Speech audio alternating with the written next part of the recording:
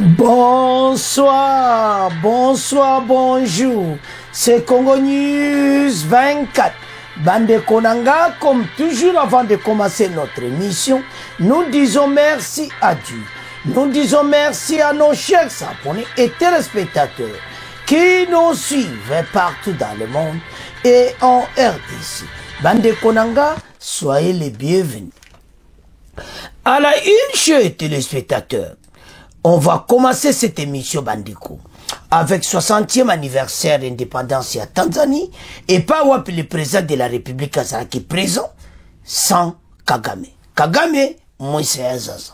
Tout ça la connecté, peut-être développer une émission là-dessus. Deuxième point, chers téléspectateurs, débat aux Nations Unies, Robert Wood de USA exige Kagame de retirer RDF de la RDC. Mené comme en face, et ça m'a bombarder, Bangopé, bah comment comprendre que situation n'est commis, bah le bela kaka Rwanda directement. Alors bah le but qu'ils ont provoqué guerre, effectivement, troisième point guerre et bandit. Tout ça la connecté, peut-être développer une émission là-dessus. Kaka na point na bandeko, toko l'obasir ou ezo le canard européen. Bandeko, na katia parlement européen et yindi dossier ya Kagame na bango oya ba miniri. Toko développer une émission là-dessus. Troisième point, chers téléspectateurs, sur instruction de son excellence le président de la République, alors offensive et bandit. Reprise des combats phares de ces Wazalendo à l'offensive contre l'armée rwandaise M23, la récupération de Kibiriji et bientôt récupération ya Urindi. Match za mobulu, Urindi kalatena maboga na tsepi, baza décida ko bimisa mona kata part de Virunga. Match za ya kosakana te, phare de ça à l'alerte, masolo kitoko. Tous à la connecter. Chers téléspectateurs, émission na bandi et commettant tous cela ensemble masolo ya mboka. Bande kotoko kende directement na Tanzanie. Et pas wapi le président de la République a komaki, masolo kitoko a commis na 60e anniversaire na bango. Bande ko parade militaire yangonde fatiake kotala. Yabiso kalate parade militaire le 30 juin bande kwa Kinshasa. Mais akena kotala baninga za invité ba présent nyonso bazaki invité. Mais bon comprendre kaka moko Moïse Azaza.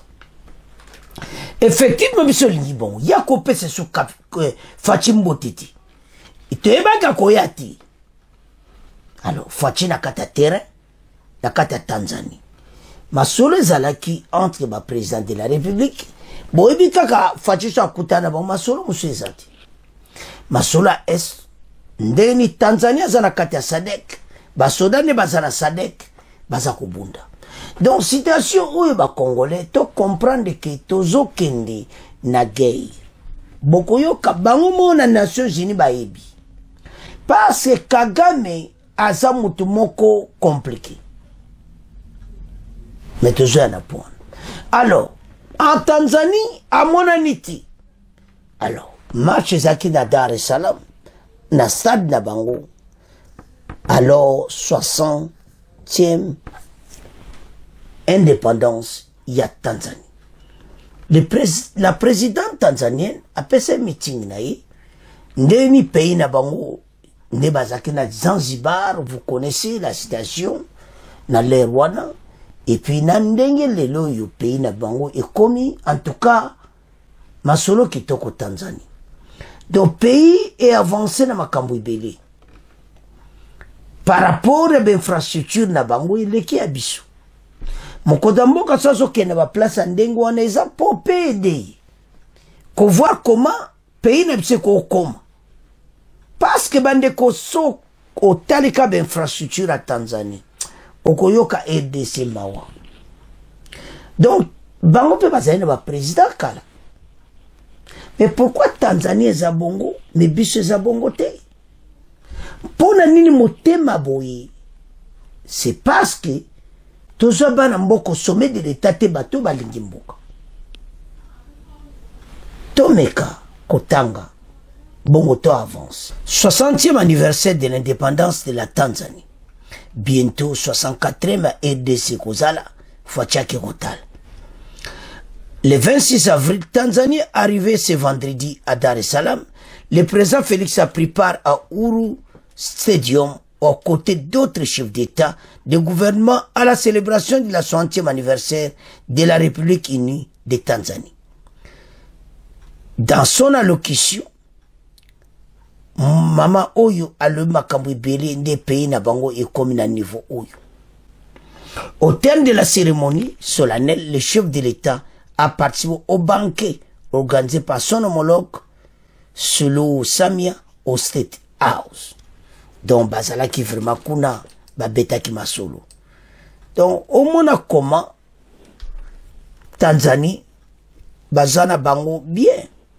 Tout va clair. Malgré l'Afrique n'a pas problème. Mais, ngana lubaka point moko. Biso ndemabe. Tanzanie, combien de présidents va l'équipe avant Maman Oyo? Pourquoi pays n'a pas ezakaka bien? Pourquoi bien infrastructure? Pourquoi bazaye kobongisa? Parce que balingi mboka na bango. Mais nous on a embrassé batu ndenge na kati ya RDC, ba diriger mboka na biso ba bomi mboka. Mais bango bazakaka bien.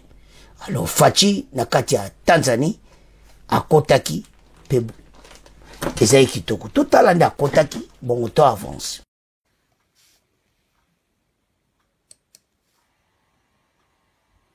Arrivé président de la République, dans le stade, beaucoup de monde a été à sa place. Accueil moi qui toque vraiment mon konzamboka n'arrive naie.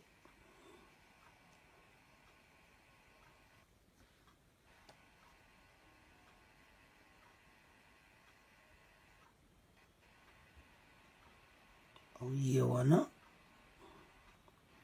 Après, c'est le président Mbote, président ya Burundi, et tout ce monde. Naruto. Voilà. Bandeko au moins, extrait wana kande a koti a pesi bania nyoso Mbote, et puis ake avandi. Omona ake nande bazo yambaye. Mokoza mboka. Naebi ke la komanda ba place a boye. Mais na banzela sozo kenda ata la Tanzanie naebi ke sala ke pasi. Pourquoi pas RDC ko koma boye? Kaka Tanzanie o kaka. Nous avons des problèmes. Et le konde ndenge pe azo mona ka boye, eza ko aider. Mais situation zo boma pour le moment la situation à l'est. Et la situation mo zo pe ça passe na ndenga mokiti. Bon, moni ne va présenter Sobali. Mais pourquoi il a été? A été Kagame, pourquoi? A été a commis mal à l'aise. Situation oyo eza passe liboso ezala kanango. Ba Congolais ba oye bate makambo e banana ngo kala. Makama Kagame oyo me fatia ekola musa yango. Tanda commis mal à l'aise, absent. Na cérémonie munene va présenter Sobasa africain 60e anniversaire il y a indépendance là-bas et zone là c'est déjà qu'il y a un problème de ozo qui m'a ponani alors Fatia Zalaki ma solo et les kirango bien comme d'habitude à partir na banquet na State House ma solo laki mais na ma solo on comprend même la présidente tanzanienne parce que yé penazo aza contre Kagame. Azaï kolobango clair et mazo bomate maman. Et puis batu na yo ba osa ba transit da Tanzanie ozare Kinshasa. Parce que kolinga te batu ba déstabiliser. Et à l'axe exemple et pas Kenya. Que Tanzanie eza Kenya ti. O batiki bananga ba osa ba conférence de presse. Ba ke kusala na Tanzanie totala bango. Et seront ozare. Voilà pays autokolo ba démocratique angwana. Alors oyo Ruto azotika bananga na kati ya Kenya ko sala ba disco. Voilà. Mais pas en Tanzanie. Mboka remercier la présidente tanzanienne. Même arrestation à Batumusu Bakange Baombasa na Kinshasa. À partir de Tanzanie. Alors. siko bamususu et pas na biso bazomona nati. Mais pourquoi bake Tanzanie? Tanzanie ko banzube. Ok na Tanzanie ba okanga bango. Bakumo kima Tanzanie. Bakumo kena ba pays mususu po ba rejoindre bato na bango wapi nanzela Uganda. Mais tokozana bino maele. Cette fois-ci, tokoma tina suka. Alors bana mboka wana ezalaki arrivé à président de la République na Tanzanie, totika on a bino tokoma kena deuxième point. Deuxième point bandeko awa tokende directement na Nations Unies. Boyebi débat où il est dernièrement et c'était hier encore, on a parlé de cette situation pour bameka ko exposer maintenant selon bango moko conseil de sécurité balobi na ndenge makambo ezokende et que devait la guerre entre la RDC et le Rwanda. Pourquoi balobi yango? Parce que Kagame azotosati. Pourquoi Kagame azotosati? Mais ça faut y a Occident. Alors, maintenant, les États-Unis, bah comment le baner directement? Awa na katia conseil de sécurité. A Kagame de retirer ses hommes de la RDC Babima. À ce moment, on a un ton très fort. Mais l'ambassadeur Nabiso, na Nations Unies, l'avait même signalé. Alors, bah, Congolais boyebete, makambo à Est. Pourquoi ONU? ONU n'est pas bakata kamakam. ONU le leçon lui que bateau yo kimi kota na RDC kokota. Mais bah ça motema mabe. Parce qu'ils sont les pleins pouvoirs. Ce qui se passe aux Nations Unies, ça fait mal. Parce qu'ils ont camouflé makambo belé la situation à pays nabiso. Il fallait aider notre pays. Tobi manaba kao oyo bango ba intervenir pays oyo telema. Mais non, de l'autre côté, bango basako baota la ba intérêt na bango. Alors pona bango biso to continuer ndingwana. Mais ba continue basa jamaïl. Maintenant MONUSCO azo quitté RDC, bango ba sepelati. MONUSCO a combattu na kate ba coopération. MONUSCO a combattu dans les affaires ba kolia ba one ba minere na mboka na biso. To bengani bango. ONU à partir da wana to bengani bango. ONU a comme indifférent na biso. Mais bazo koka ko résoudre des situations ngoti. Donc yangwana tina to kotanga bokoyoka ke balobi tetu ezo kenoka na guerre. Totanga. Débat aux Nations Unies, Robert Wood, USA, exige Kagame de se retirer de retirer de la RDC. Donc, exige Kagame à retirer RDF naïe de la RDC, va quitter. En marge de la présentation de la situation dans la région des Grands Lacs, devant le Conseil de sécurité, Robert Wood, représentant permanent adjoint des États-Unis d'Amérique à l'ONU, a retiré l'appel de son pays à l'endroit du Rwanda, de cesser tout soutien aux rebelles du M23 et de quitter la RDC. Ozomona. Donc, soka zoloba na ye Kagame na RDF na ye ete ba quitter mboka na biso. Bazali kama kolobati. Existe katame RDF de quitter la RDC. Donc, bayebi, pourquoi? Parce que comme on pour les. Dans son exposé, le diplomate américain estime que les agissements du Rwanda sont de nature à stimuler la guerre dans la région des Grands Lacs. Le but au Rwanda zoluka et zoluka guerre na Grand Lac parce que bayebi que biso armée na biso c'est telemi. Fa de saza oyo ba bayeba kité. Bazali susu oyo wanate. Mais comme il faut des moko rénové. Ba yebi etende bozomona bango wana. Bako telema avec les Wazalendo. Bako yoka. Mais tozo na po mibale. La guerre a éclaté. Match za mobulawa. Les actions de déstabilisation du Rwanda dans l'est de la République démocratique du Congo poussent la région vers la guerre. Les États-Unis d'Amérique appellent le Rwanda à cesser son soutien au M23 et se retirer des territoires démocratiques du RDC. Le Rwanda doit cesser toute attaque contre les positions installations de la MONUSCO de telles conduites de la part d'un contributeur majeur au maintien de la paix onusien est inacceptable. Nous condamnons cela, qu'il s'agisse d'une démarche intentionnelle ou non. Nous condamnons tout ce qui porte atteinte à la sécurité des casques bleus. Les attaques contre les casques bleus peuvent constituer un crime de guerre au titre du droit international, a déclaré le diplomate américain par Kagame. Robert Wood, représentant permanent adjoint des États-Unis à l'ONU, déplore le fait que la situation dans la région des Grands Lacs continue à se dégrader. Le soutien des États-Unis aux groupes armés non étatiques est très étendu.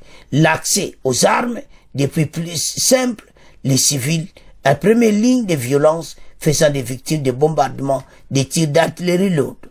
Le groupe RDF 123, Bandeko,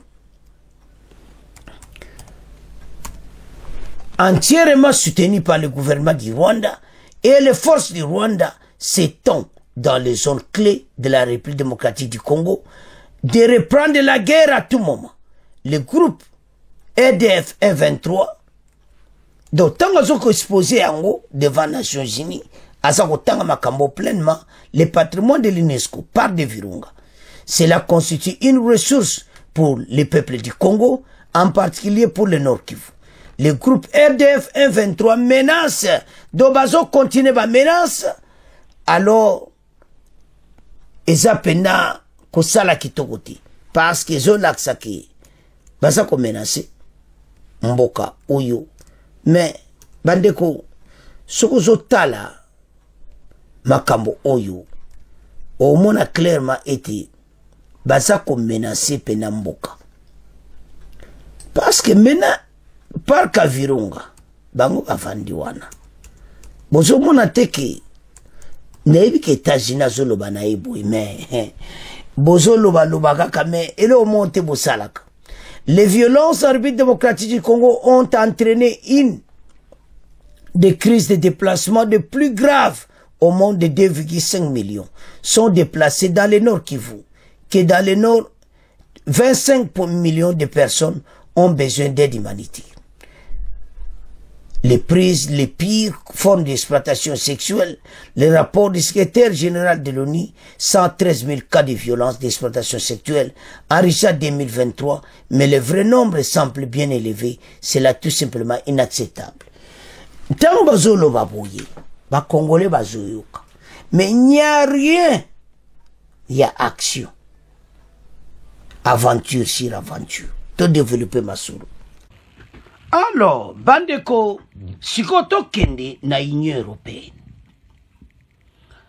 Bon, après tout développer ensemble. Et India, l'Union européenne, sur coopération Rwanda, Union européenne, suivez les députés européens. Bandeko, à lobby mabe.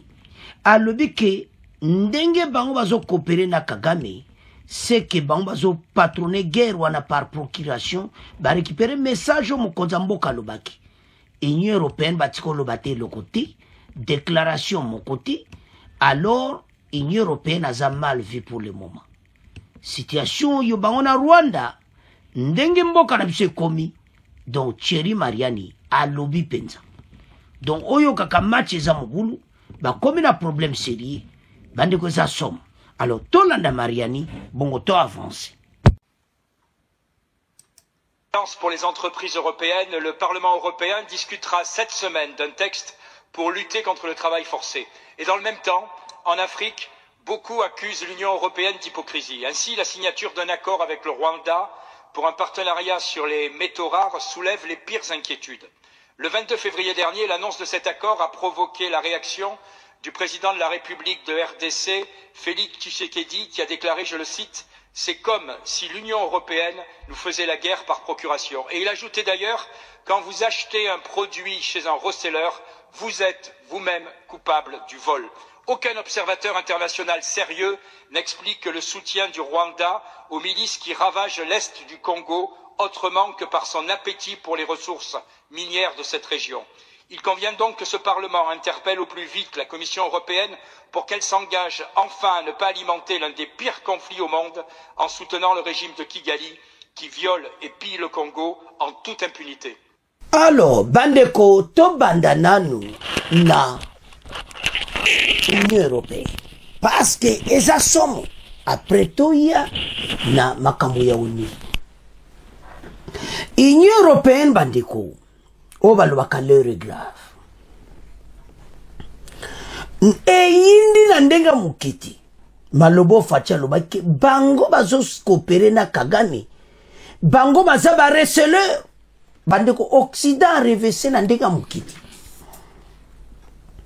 Alors ndenge bolandi député européen wana bozomona te koma ke maloba mokonza mboka bazosala boulot parce que balobi mutu ayibake pa moyibi ye paza moyibi le receleur parce que l'Union européenne abimi pena mutu oyo yazo coopérer na moyibi bazoyiba ba minere et puis banda wana tolanda très bien alobi que mutu moko te très sérieux makambo izomona clairement que les kambo ezali bazo yiba minere bazo coopérer Kagame bazo supporter guerre oyo donc par procuration soki balobi yango eza po bato batika mabe batika kosala baza kosala bazo kwa ko sanctionner Kagame te parce que bia ba minere tolandi siko bakoloba nini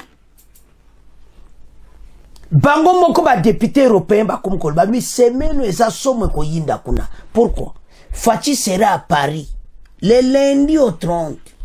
Alors député on a pena marini a lobby clairement que donc semaine eza baye baba korwa neza nini ou bien ba ni le ba korwa na do ba korwa na nandimite ndenga na moyoki nde tolandi bakora Kagame kokufa bakop ne nyonso azosala pona EDC kosila akomi premier producteur à coltan depuis quand et puis ba minerai stratégique ango ye banda kala zala kanango et yangonde kangibe européen monoko maintenant bakosambwa maloba Fachi batangi yango toyoki bana mboka mokonza mboka zo sala boulot mboko yoka ndenga koma na France boko yoka na parlement français ndenga koloba makambo ndenge yindi boy semaine eza ko yinda alors na kati ya député européen esi yindi yinda kaka sikoyo tokendi na masolo ya oni tango bazo tanga yango rapport wana par ces élections le 26 et c'était vendredi et ça ko tanga rapport wana nyonso Robert Wood quand il dit ça eza mawa alobaki au dernièrement boyoka ki ambassadeur a tenaki vraiment rigueur non mais le problème qui est là est-ce que bateau tout le monde va na mbala soba yebisi Kagame abimisa bato ne bakobimate bango mo bamoni ke toke na guerre parce que façon ndonge fa de ça la renforcement ba ya armée na ye nde tozome ba équipement na Nord Kivu tozoke na guerre na Rwanda pasa akosala yango te impono yebisa bino ke lelo offensive spéciale to récupérer déjà Kibiriji bango baza ko attaquer tout ça la contrôle nango et puis bago lekate comme ça tozwa moyen ko attaquer bango na Rwindi il faut zala vraiment oyo kaka cible ya FARDC pour to récupérer yango toko tika bango na jamais na part de Virunga bolandi wana que les place wana et ça patrimoine ya mboka na biso bango bazi une partie côté wana nyonso tina Rwindi alors FARDC monito ba récupérer Kibiriji ndeto oloba et mene tika tombe do mena bitumbeza en plein parc à Virunga et ça pena ko yina ndia mokite medozo ya na pona meto bana ONU poto clôturer point oui Nations Unies azana plein pouvoir à koloba kevo bana lelo Kagame yona batu no bobima et histoire où isili et tout ça mais azo kokate pona nini ou bien lo bakana Kagame azo nié bango pourquoi pe parce que ba yebi oyo makamunyo so wana ndenge lekaki osomona alors na ba situation aboyi on en a marre biso na baka auto bongsaka army alors ndeto lo ba makambo échanger tout que ne dit na troisième point ndenge to loba awa betumbe bandi donc c'est samedi 27 pasi to récupérer déjà Kibirizi Wazalendo azawana FARDC azawana ba mazo linga kaka ba contrôler pe Kibirizi ebite boko leka to boko zwangoti tozo kende tina bino tina suka. Donc pour le moment bitumbezana Kibirizi akosakanate FARDC ne peut pas céder bende le koyati bozala wana et puis bo benga na bango bolanda bango tina ruindi. Il doit quitter le parc de Virunga. Et sa patrimoine na biso boyo kinde to tangime na onu wana et sa patrimoine moko comment ba terroriste ba kofana na kata patrimoine mais ba kolia ba nyamana nyoso. Tous ces animaux ba koboma boma bango. Il s'en fout. Et comme damage penda ba soda. Ba beta ba masasi ba jiji ba ba lele. Bon kama parc à Virunga pende kauki na banyama. Alors, situation menée comme nini, la guerre est à Kibirizi. Maintenant, l'armée rwandaise a commis en difficulté. Les Wazalendo déjà bazana kate Kibirizi. Ils voulaient entrer FARDC na biloko nyonso. Parce que les bossons nous ont ça l'erreur. Ce que Wazalendo a commis place, il fallait FARDC à récupérer. Maintenant, bah récupérer. Kibirizi, tout ça, pour le wabi, tout maison, toka wapi, na Kibirizi. Bango bazolinga bazonga contrôle la Kibirizi, ça ne se fera plus. Walezaki le temps passé, le temps de traître, pas ce moment. Chers téléspectateurs, nous informons que notre armée, tous les traités basés aux arrêts. Et puis on continue à les arrêter. Ils sont pleins parce que, et là on est salamana armée la bissou. Peut-être vous connaissez, peut-être vous ne connaissez pas. Dans les temps où il y a pouvoir, il y a PPRD qui va diriger un beau cannabis. Pendant à peu près plus de 18 ans, on avait laissé Kagame faire tout ce qu'il veut. Kagame a côté de l'entreprise, à côté même de l'institution. Et le vin de Komoko, au comme le bureau, on a, na l'air, on a, 2014, 2012, 2010, tous ces années. Au moins, employé Mokazana, Mokonzaza Rwanda Vandio. Ok, non, natra, au moins, na Rwanda Sawana. Ok, ne badimisa, mais na fonction publique. Ba Rwanda bazana katiba o diriger batu. Ah. Touti musika. Yango bozo mona mboka ekufaki na ndenge ya mukite. Parce Rwanda osani. Ya yona pa boma. Azana tina te. Ayona pa sala te. Aye pa jambongo na ye. Abomi. Abango ba Rwanda ba okeye na bango. Ba yu ke jour régime ko changer. Kabila kolongwa. Bango ba okeye na bango. Effectivement. Le lebele ba kima. Ceux qui vont moni quelques Rwanda batikala. Baza peut-être. Bah, comprendre que bah, on l'a quand même qui va aider, mais on ne sait pas leur cœur. Quelques Rwandais batikala. Batika pe bango ba otas ba osala. Mais vigilant na bango. Alors, administration comme qui mawatu. Ce aucun armée coûte donc leli olembi. Des généraux rwandais.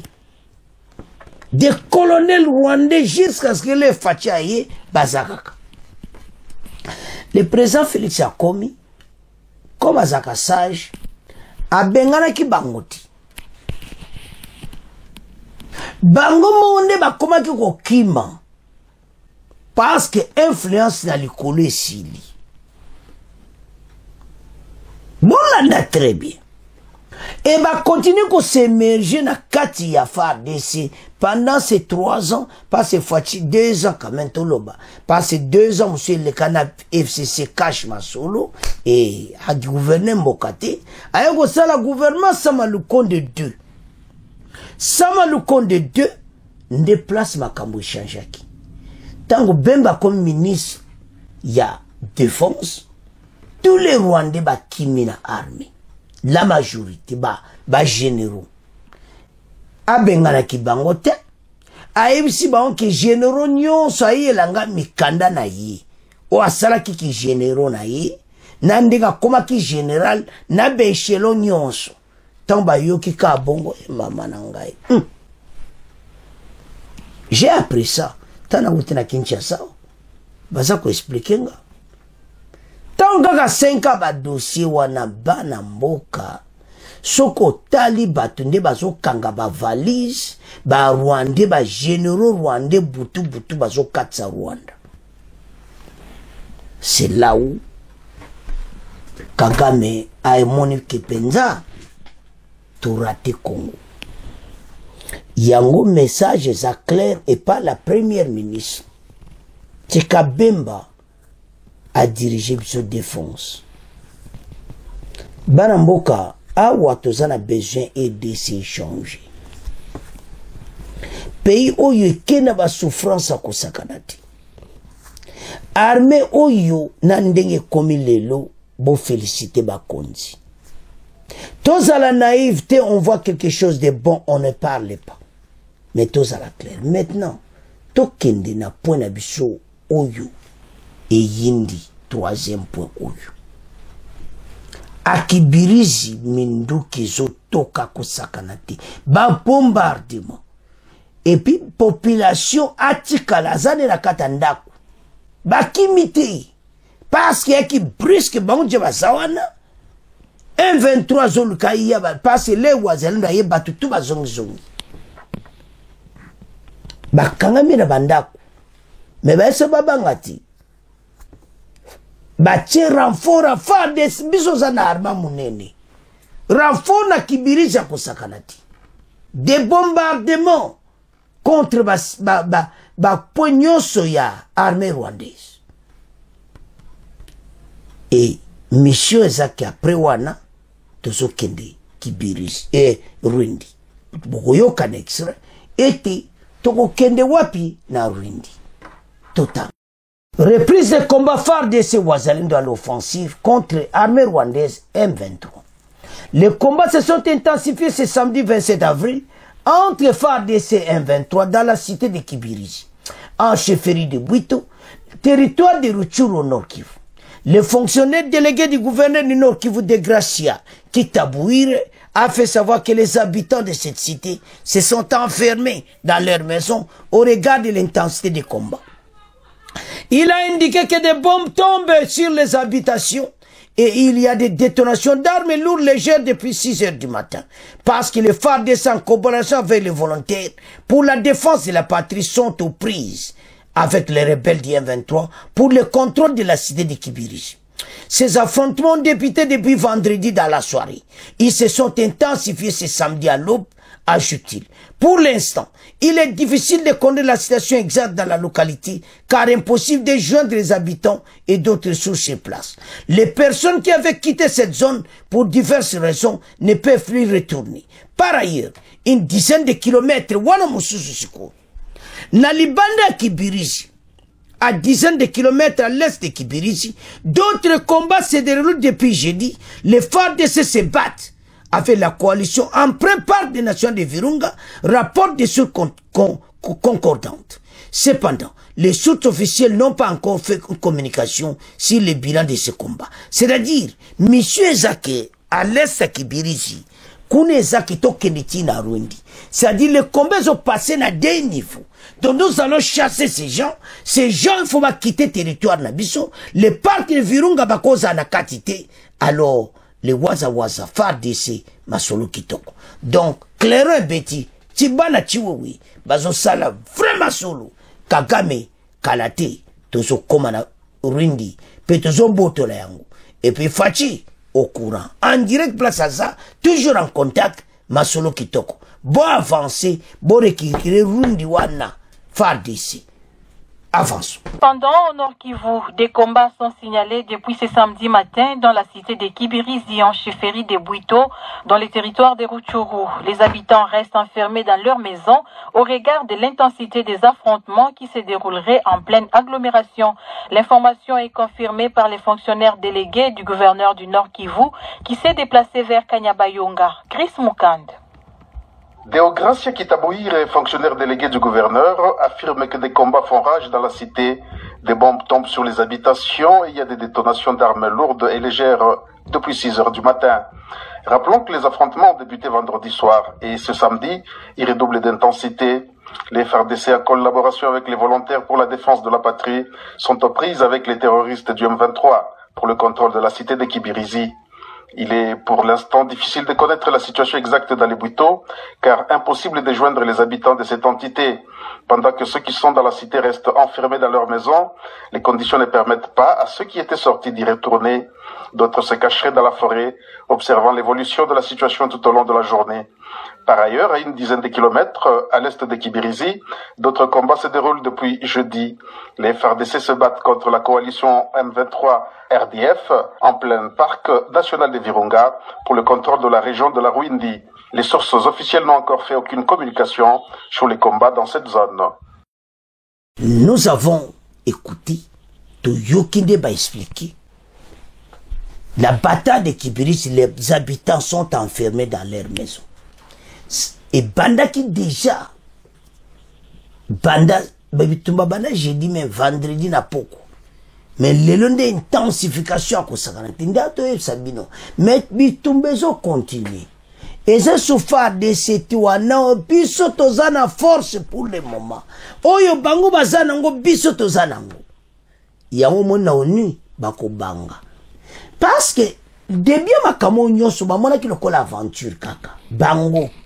Ba européen ba occident ba ondi matelelo ke makamongo komi boy. Ba baka pa Goma e koyi ale.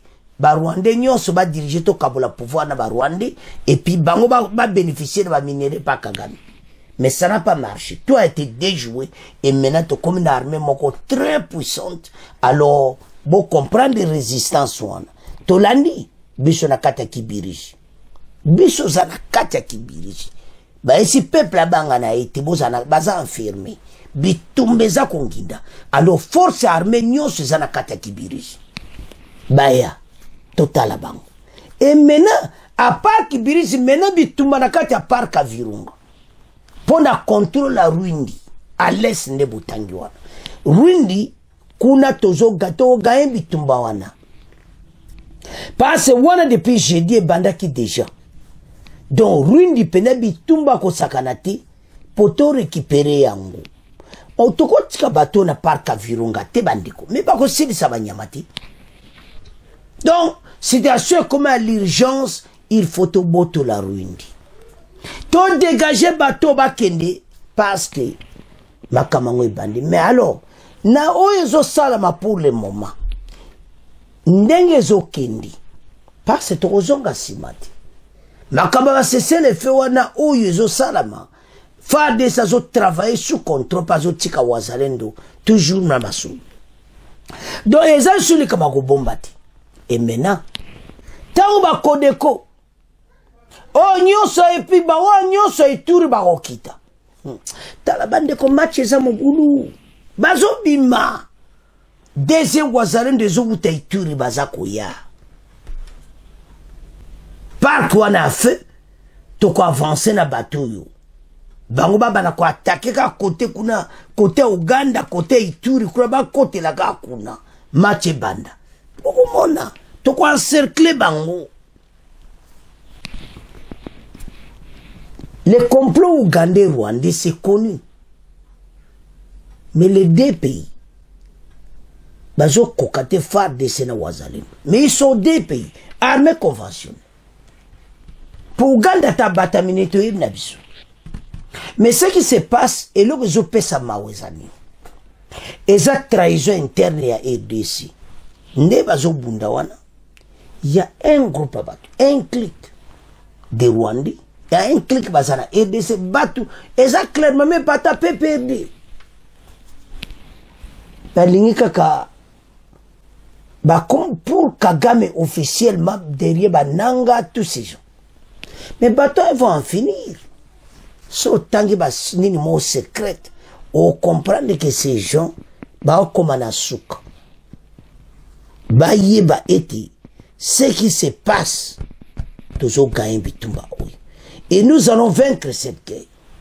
Alors, banamboka bo comprendre que tous ana défend.